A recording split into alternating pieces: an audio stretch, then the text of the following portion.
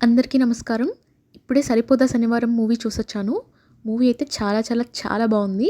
So, ఈ movie highlights గురించి చూసుకున్నట్లయితే కథ గానివ్వండి, మదర్ సెంటిమెంట్ గానివ్వండి, ఫాదర్ సెంటిమెంట్ గానివ్వండి, సిస్టర్ సెంటిమెంట్ గానివ్వండి, ఏ క్యారెక్టర్‌ని కూడా మీరు మర్చిపోలేరు మూవీ నుంచి బయటకొచ్చాక. సో, అన్ని క్యారెక్టర్స్‌కి చాలా చాలా చాలా ఇంపార్టెన్స్ ఉంటుంది.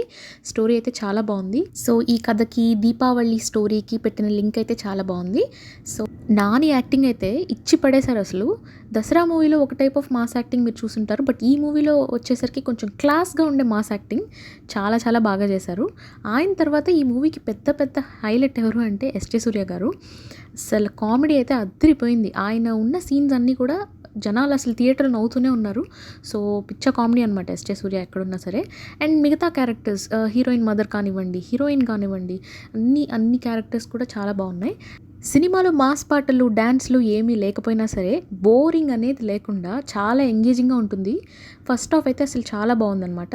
ఒక బ్లాక్ బస్టర్ మూవీ చూస్తున్నంత ఫీలింగ్. సెకండ్ హాఫ్ కొంచెం తగ్గింది. కొంచెం లాజిక్‌లెస్‌లా ఉన్నా కూడా అసలు ఎక్కడ అయితే బోర్ అనేది కొట్టదు. బీజీఎం అయితే అస్సలు అద్దిరిపోయింది. ఎవ్రీ సీన్‌ని చాలా చాలా చాలా ఎలివేట్ చేసిందనమాట బీజీఎం. సో, మూవీలో కొంచెం వయలెన్స్ ఎక్కువగానే ఉంది. అయినా సరే ఫ్యామిలీతో కలిసి చూడొచ్చు.